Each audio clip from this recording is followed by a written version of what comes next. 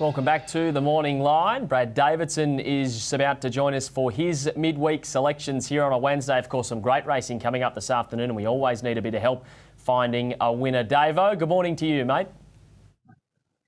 Yeah, morning, Lewis. Morning, everyone. Good midweek card today. Randwick Kento and Sandown should be a good meeting at both places. Weather looks good in Sydney, so expecting that good track today on the Kento. Mate, before we touch on this weekend, good to see you joining us from the Lamborghini you purchased after tipping 4 of the 6 Group 1 winners on Saturday. You had a day out here on Sky Racing. It was a great day's racing, and it's always good to find a few winners. Did you have a standout performance from those Group 1s on Saturday? Yeah, don't be fooled by the leather seats, Lewis. The old Mitsubishi Challenge is about as cheap as I could go to get the boat on the back. So I can tell you there's definitely no Lamborghini here. But look, Via Cecina for me, I thought she was simply superb in the Ram, but I mean, they went so slow it wasn't funny. And she's been able to get home over the top of them, producing the best last 200 performance of the day when you adjust to the different distances. So, look, she's come back. Obviously, her first run in Australia was sensational, and all systems go towards the Queen Elizabeth now. Unfortunately, what it probably says is, a lot of the time, our middle distance horses in Australia are kind of on that second, third level when it comes to the national stage. But yeah, she's going to be awfully hard to beat in a few weeks' time in that Queen Elizabeth. She showed a real good turn of foot off that slow tempo, didn't she, Via Cecina? And that Yulong European mares cost them a bit to bring over, but they look to be getting the job done early into their Australian campaigns. Mate, let's touch on your best bets this afternoon. We'll start with Sandown, and it comes up in the lucky last on the day. Here's the tab market. Divus Romulus, the one we're going to focus on, is the $2.40 favourite, and it comes off this win at Pakenham. First up, was off the speed and really ripped away from them late, Davo, and we'll be looking for back-to-back victories. A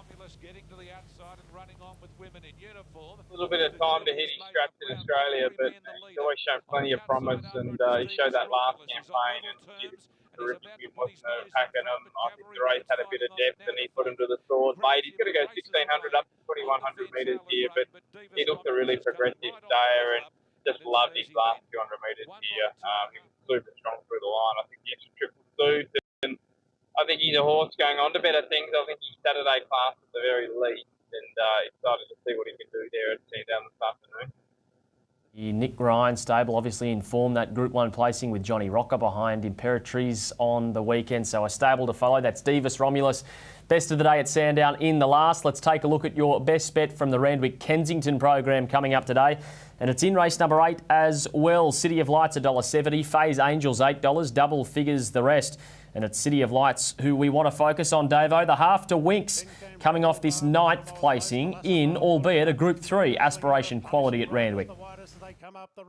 Yeah, you can see her right back there in the white silk with the little green sash. She just had to give him a massive start from the wide draw, considering the gate she had. So look, she draws well today. She's going to be able to settle close, and she'll get the best place for the entire race here. So look, back to the midweek, 1,800 metres. Both ticks for mine. She was a big winner at Canterbury when finding the right part of the track prior to that. Look, getting in short enough now to $1.70. I think she was $2.10 this morning, but you probably wait now and maybe get $1.90, $1.80 sort of come race time. But yeah, she looks perfectly placed there today. Big field, so you've got to get around a few horses here, but I think she's going on back to Saturday grade, and as the market suggests, she's pretty hard to beat there today on the Kento track. Okay, so that's race 8, number 3, City of Lights as your best on the Kenzo program. Let's take a look at our viewer exclusive midweek multi, which I must mention, it lobbed last week. We had $5 it was paying for the Shaper and Raven Color, both to Salute. So if you want to follow in, they've snipped us a little bit this week, Davo. They've only given us $4. City of Lights, your selection.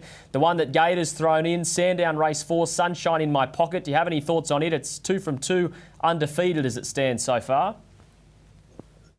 Yeah, looks a really promising horse as well, Lewis. That's a pretty good price for $4, and both horses into the odds-on market. If you took the double, just normally you would be taking a lot shorter odds, that's for sure. So $4. Let's hope we can get it home again for the viewers out there. And fingers crossed to have a bit of luck today at both Sandown and on the Kento track. And of course, this afternoon we'll be there in studio from 1 p.m. on Sky 1, so join us for all the racing coverage throughout the afternoon. Yeah, it's going to be a great day of midweek racing. As you mentioned, you'll be here live in studio. If you're looking for that multi-punters, it's under Sports and Today's offers on the website, Tab website, or if you're on the Tab app, it's under Racing offers, both our morning line multi for the gallops and for the harness world as well. Davo, I'll catch you in a few hours' time. Yeah, look forward to it, Lewis. And don't forget, when you go for a surf this afternoon, just to make sure you put a towel over the Porsche so you don't get too much sand there when you put the surfboard in, mate. Please, mate, I'm the hardest worker here. There'll be no surfing this afternoon. Plenty more work still to be done once my shift ends, mate. Thanks to Brad Davidson for joining us for his midweek thoughts in the thoroughbred world. We'll take a break. Live racing from New Zealand coming up after this.